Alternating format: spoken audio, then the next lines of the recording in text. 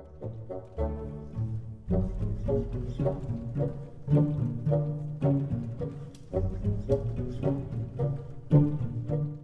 guys, and welcome to Vlogmas Day 22. Sorry if the lighting is a bit terrible. I've been up since 4 a.m. this morning and I worked all day, and then I went to a matinee showing of Star Wars, so it's like 6 o'clock at night and there is literally no natural light, which is why you are getting another collections video. So today I am bringing you my modern classics. I do really enjoy these. I don't have, actually I have quite the collection. A large portion of that is Shirley Jackson novels. I started collecting these about a year ago, starting with the Shirley Jackson We Have Always Lived in the Castle, which was gifted to me by my friend Kesey for my birthday last year or the year before. And I've really enjoyed these, like a lot of these works. Some of them I haven't read, some of them I have, so I'm just going to start going through them. So the first one is Evelyn Waugh's A Handful of Dust. I have read some Waugh before, though not this one. I have read Vile Bodies and Brideshead Revisited. I think I picked this up, and yep, I am not mistaken, this was used. So I picked it up for like $9, which they normally retail for about $20. These are pretty simple books. I like the fact that they use photography for them. I often quite like the photography that they choose. Sometimes they choose black and white photos and sometimes they choose color photos, as you guys will see as we go along. I'm not sure which I prefer. I like both. But yeah, I just picked that up because it was used and I like Waugh. I haven't decided if I'm going to read Waugh's bibliography, but I am, you know, reading quite a bit of him at some point. I also have Scoop by Evelyn Waugh. Yeah, this one, I think I started this one and then I set it aside. I joked with, well, I made a comment on Nicola's video in which she was talking about her modern classics, and I was like, oh, we should totally read Scoop together. And she's like, no, I'm gonna read it first and I'll scoop you, which was a very funny little pun. And Nicola, I am totally sharing that with everyone. That's what you get for making silly book puns at me. Next up is one that I have actually read, and that is Patrick Süskind's Perfume, or Perfume, The Story of a Murder. I really enjoyed this. It is the story of a very, very deranged man who has a pronounced sense of smell. He can smell things that normal people can't, and so he sets out to make the perfect perfume by murdering virgins. I won't tell you much more than that, but I absolutely love this book. The descriptions of scent that Süskind does is just absolutely, you can actually almost smell it in the way that he describes it. Like it's really weird, but also very good. Next up is François Sagan's Bonjour Tristesse. This also contains A Certain Smile. I have read both of these. I did a buddy read for Bonjour Tristesse in the summer and I really enjoyed it. It's full of unlikable characters. Same with A Certain Smile. I think that's kind of part and parcel of French literature of that time period. So I would definitely recommend these. I don't love this cover. When I initially ordered this, I ordered this from Book Depository. Not Book Depository, sorry, Wordery. And this was my first experience ordering from Wordery because Book Depository had this cover listed for the ISBN, and Wordery had the pretty like color one that has recently been released, and if you like have seen it on social media, and a lot of people own that cover. So I ordered from them and they sent this copy. And so I complained and they're like, yeah, there's nothing we can do. It's the same ISBN, just deal with it, basically. So it was not the best first impression of Wordery, but you know, it doesn't affect the content. The thing I don't like is that all my other ones are like full pictures, whereas that one's got the bar at the top. And I like them all to match, but I guess sometimes they come like this and I just have to deal with it, basically. Next up is Jean Rhys's Wide Sargasso Sea. I have read this. This is kind of a retelling of Jane Eyre in that it tells it from Rochester's first wife perspective. I found this really interesting. I absolutely loved this book. I would highly recommend it if you are a fan of Jane Eyre. Next up is Danilo Kiss's The Encyclopedia of the Dead. I'll be entirely honest, I mostly picked this up because of the cover art. I haven't read this yet. It looks fantastic. I'm gonna quickly flip it around to look at the blurb. Apparently he's really similar to Borges, who I've been told that I will absolutely adore. I don't know, I think it's a collection of short stories, but I've been told I will really enjoy this, and the cover art just really intrigued me, and I think it went on sale really cheap, so I just picked it up. Now I'm moving over to this side, and the reason I did this is because this is all the same author. So I have Virginia Woolf's Orlando, which I picked up because it was used. These editions are actually quite expensive in Canada, unless you order them online or you get them used. They're normally about $20 if you buy them like full retail price. So when I find them used and I find them in good condition where they don't have any like cracking on the spine and there's no writing in them, I will generally pick them up if it's an author that I know I will eventually get to. I've had plans to buddy read this with Claire from Reading Bukowski a couple times, and every month that we're like, yeah, we're totally gonna read this, and then we both forget. So that happens. Now for some Woolf that I have actually read, and that is Mrs. Dalloway. I really enjoyed this. I like her style of stream of consciousness. I think it's really, really interesting. I would recommend, if you're going to read this, it's not a particularly long novel, read it as quickly as possible, almost. Like read it in 1 or 2 sittings. It tends to flow a bit better that way, whereas if you're reading like a little bit at a time, it tends to not flow as well. So that would be my recommendation for getting through that. I know a lot of people struggle with that book. And then next up is some selected short stories by Virginia Woolf. Once again, it was a used copy and it was only $7. So how could you resist that? Haven't read that one yet, by the way. Next up is Ken Kesey's The One Flew Over the Cuckoo's Nest. This looks at mental illness and insane asylums, like, and mental illness wards in hospitals. And it's really, really interesting. I would highly recommend it. This is one of the first modern classics that I read, and I read it early this year, I want to say, and I quite enjoyed it. I'm going to go through this side because all of this side is Shirley Jackson and I just want to keep them together. So next up is Margaret Drabble's Jerusalem the Golden, which I picked up because I didn't know anything about this book, but it was $8.99 at the used bookstore that I go to in Toronto, and it was a modern classic and it appealed to me.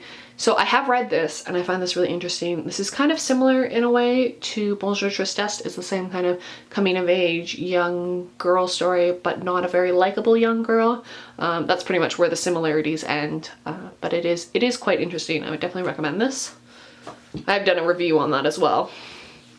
Next up is Karen Blixen, is the actual author's name. She writes under the pen name Isaac Dinesen. I'm not entirely sure how to pronounce that.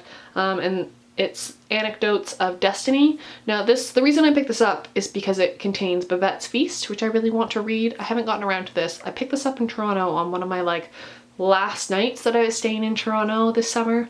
And it was from my used bookstore, but it was from a different location. They have 3 in the city, and it was actually only $7.99. This was the only book that I got from that location because I do not like it as much as the other ones. So the bookstore I'm talking about is BMV, to those of you who are ever going to be in Toronto or who live near Toronto. There's 3 locations. There's one down by the Eaton Centre, like around the Yonge and Dundas area. It's actually right beside where the world's biggest bookstore used to be, which is now torn down, which is really upsetting. It's going to turn into condos. There's my favorite one, which is up in the Annex, which is like Bloor West area, and it's 3 stories, and it's got a great comic book selection and just a great selection in general. And that's the one that I mostly shop at. And then there's one up at Eglinton West, which smelled like cat pee and was really gross. It was like your stereotypical used bookstore. I was not a fan of that location, but I did pick this up because I do want to read Babette's Feast. Next up, I have Italo Calvino's Why Read the Classics. I haven't read this yet. I've read like selections from it, but I haven't actually finished it. It's basically just a bunch of essays on why read the classics. I think the title basically says it all, and like why reading the classics is important.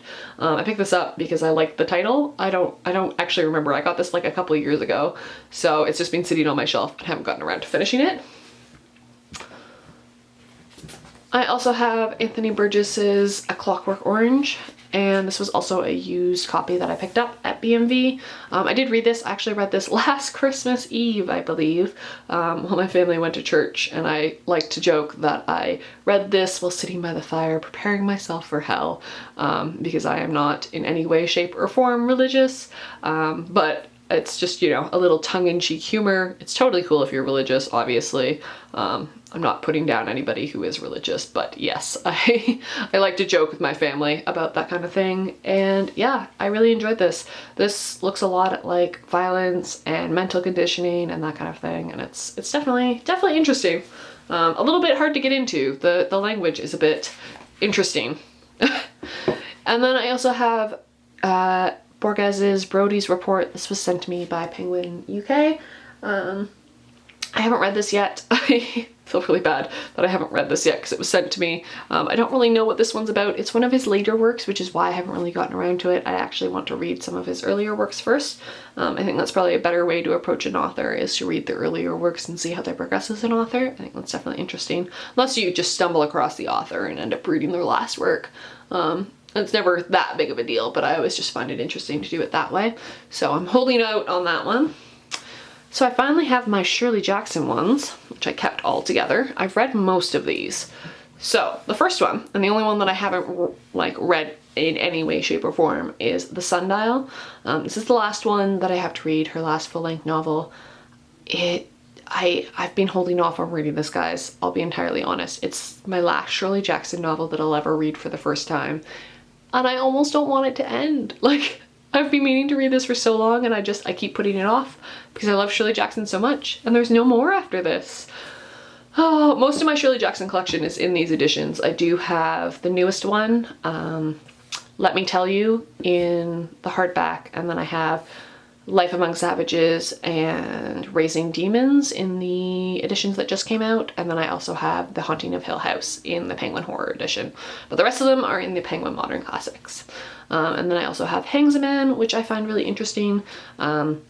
This deals with a young girl and mental illness, and it's actually based on events about a disappearance of a young girl in a town that I think Jackson was teaching at, if I'm not mistaken.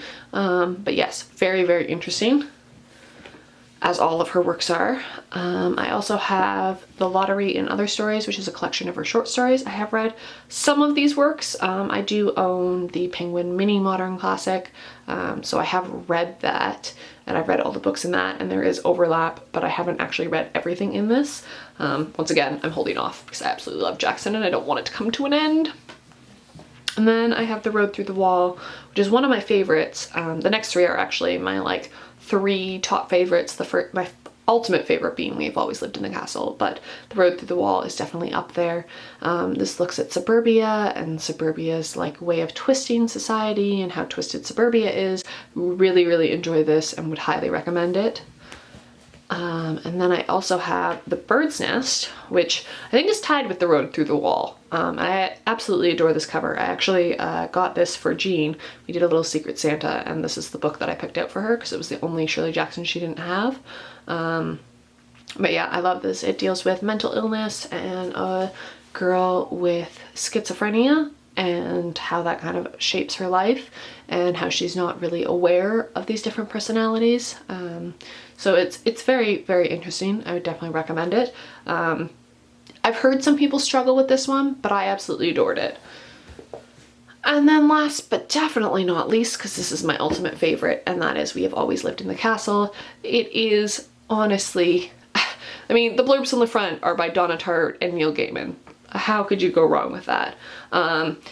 Basically, it's just the story of the Blackwood family, and it's told from the perspective of Maricat Blackwood.